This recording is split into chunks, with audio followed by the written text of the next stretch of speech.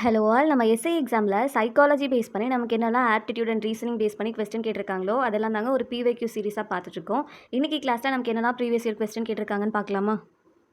First question பாருங்கள். Among 5 weight lifters P, Q, R, S and T, Q lifts more weight than P but lifts less weight than T. Two of them can lift weight less than P. S does not lift minimum amount of weight. Who among them lifts the maximum weight? Question என்ன கொடுத்துருக்காங்கன்னா 5 wait lifters பற்றி கொடுத்துருக்காங்க, PQRSTன்னு. இதில் நமக்கு சில கண்டிஷன்லாம் கொடுத்துருக்காங்க. என்னென்ன condition பார்ப்போமா? ஃபர்ஸ்ட் என்ன சொல்லியிருக்காங்கன்னா Q lifts more weight than Pன்னு சொல்லியிருக்காங்களா? அதாவது Q வந்து Pயை விட அதிக எடையை தூக்குகிறார். ஸோ இங்கே கொஸ்டின் என்ன ஞாபகம் வச்சுக்கணும்னா, அதிக எடைன்னு வருது இல்லைங்க, அதுக்கு எல்லாமே நம்ம கிரேட்டர் தேன் சிம்பிள் யூஸ் பண்ணலாம். கம்மியான எடைன்னு வருது இல்லை, அதுக்கு எல்லாமே நம்ம லெஸ்ஸர் தேன் சிம்பிள் யூஸ் பண்ணலாம். இப்போ இங்கே அதிக எடைன்னு தானே வருது. ஸோ Q அப்படின்றவர் Pயை கம்பேர் பண்ணும்போது அதிக எடை தானே தூக்குறாரு. ஸோ கிரேட்டர் தேன் சிம்பிள் கொடுக்கலாமா? அடுத்து என்ன சொல்கிறாங்க, ஆனால் Tயை விட குறைவான எடையை தூக்குகிறார். யார் வந்து Tயை விட கம்மியான எடையை தூக்குறா? Q தான். ஸோ இவருக்கு முன்னாடி யார் இருக்கா? T இருக்காரு. இது கிளியராக இருக்கா? அப்போ T வந்து Qவையும் Pயையும் விட அதிகமான வெயிட்டை வந்து லிஃப்ட் பண்ணுறாரு. தென் செகண்ட் என்ன கண்டிஷன் கொடுத்துருக்காங்க, அவர்களில் இருவர் Pயை விட குறைந்த எடையை தூக்க முடியும். அதாவது P இங்கே இருக்காரு அப்படின்னா இவருக்கு கீழே இங்கே ஒரு பர்சன் வரப்போகிறாருங்க. தென் அதே மாதிரி இங்கே இன்னொரு பர்சன் வரப்போகிறாங்க. அதாவது இவருக்கு கீழே இன்னும் 2 பேர் இருக்காங்க, அதுதான் மீனிங். தென் தேர்ட் என்ன சொல்லியிருக்காங்க, எஸ் குறைந்தபட்ச எடையை தூக்கவில்லை.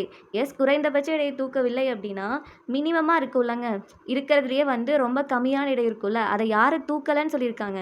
எஸ் தான். ஸோ நமக்கு டோட்டலாக 5 பர்சன் இருக்காங்கன்னா இந்த 5th பொசிஷனில் யார் வரமாட்டா? எஸ் வந்து வரமாட்டாங்க. இது கிளியராக இருக்கா? அப்போ எஸ் வரமாட்டாங்க அப்படின்னா நமக்கு பேலன்ஸ் இருக்க ஒரே பர்சன் யாருங்க?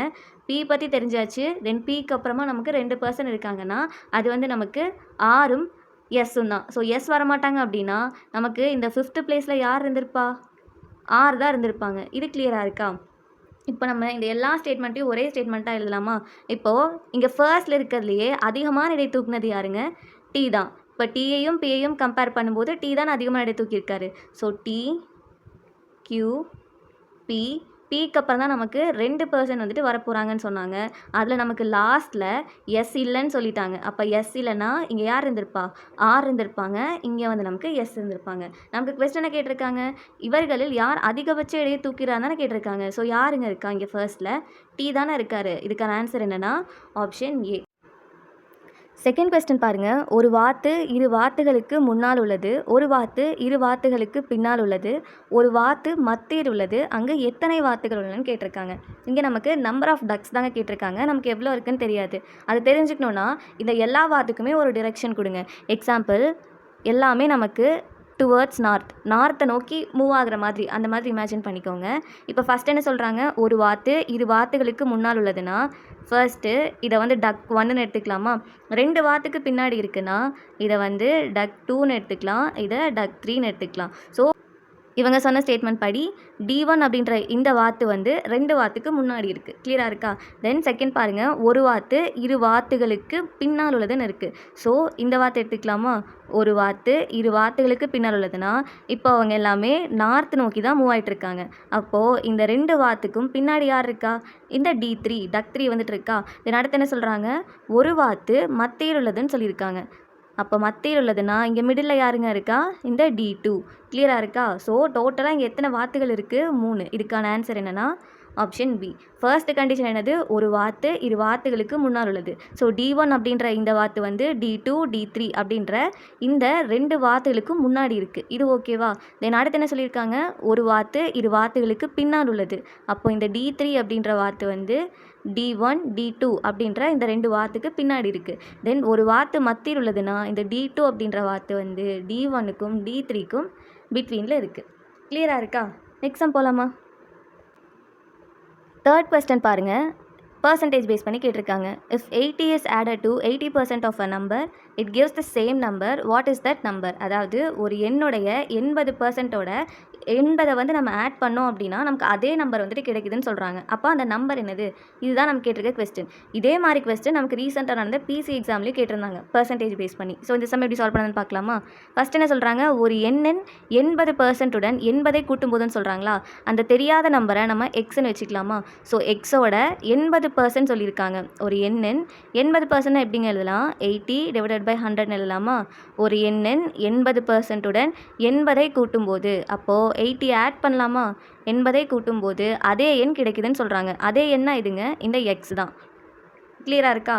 இப்போது இதை சால்வ் பண்ணால் நமக்கு ஆன்சர் வந்துடும். ஃபர்ஸ்ட் என்ன பண்ணலாம்? இந்த எக்ஸ் இன்ட்டு 80 இருக்குல்லங்க, இதை 80x/100 எழுதலாமா? ப்ளஸ் இந்த இடத்துல நமக்கு 80 ஈக்குவல் டு எக்ஸ்னு இருக்கும்.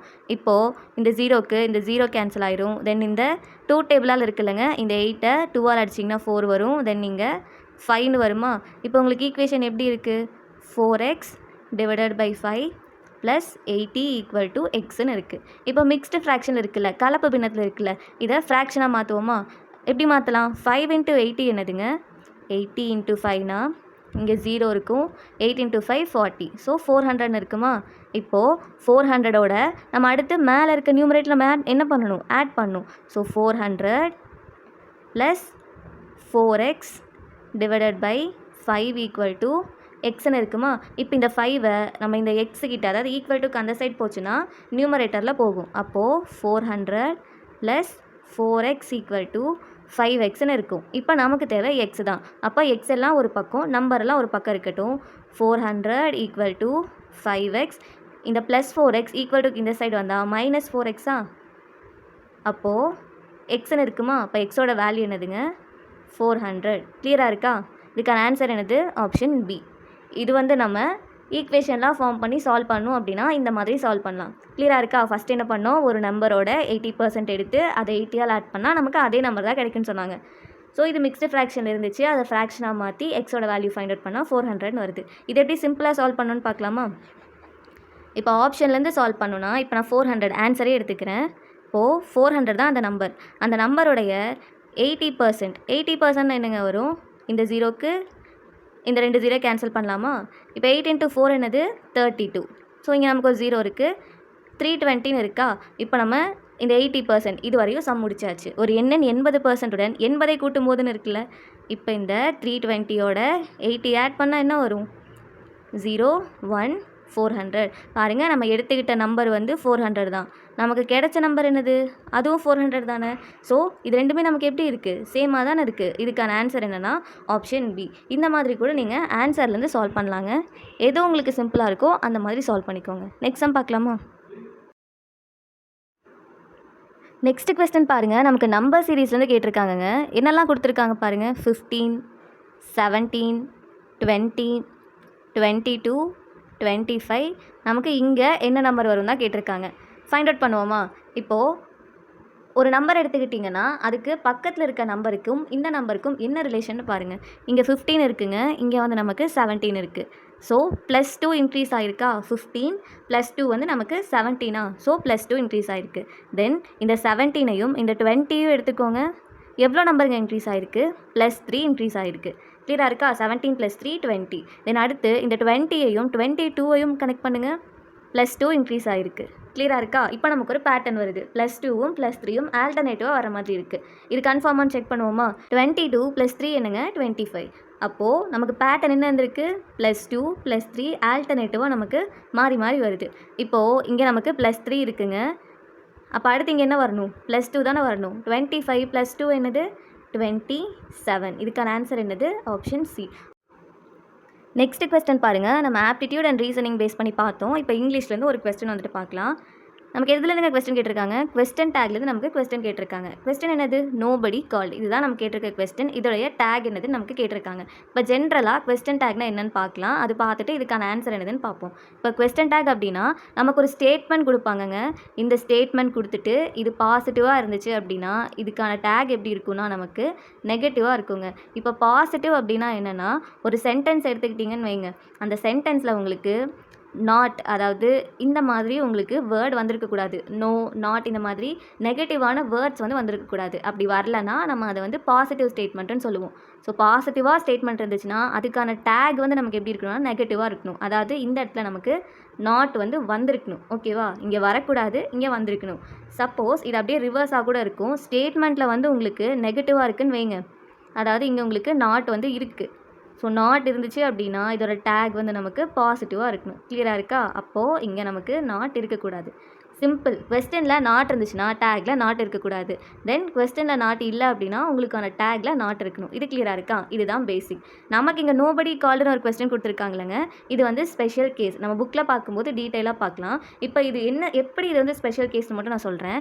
இப்போது நோபடி கால்டுன்னு இருக்குல்லங்க, இந்த இடத்துல இந்த நோபடின்னு இருக்குல்ல, இந்த வேர்டே ஒரு நெகட்டிவ் ஸ்டேட்மெண்ட் தான். அப்போது ஸ்டேட்மெண்ட் வந்து நமக்கு நெகட்டிவாக இருந்துச்சுன்னா டேக் வந்து நமக்கு எப்படி இருக்கணும்? பாசிட்டிவாக இருக்கணும். கிளியராக இருக்கா? இங்கே நம்ம அதானே பார்த்தோம். இப்போது சில வேர்ட்ஸ்லாம் இருக்குங்க. Nobody, none, rarely, hardly, seldom, scarcely,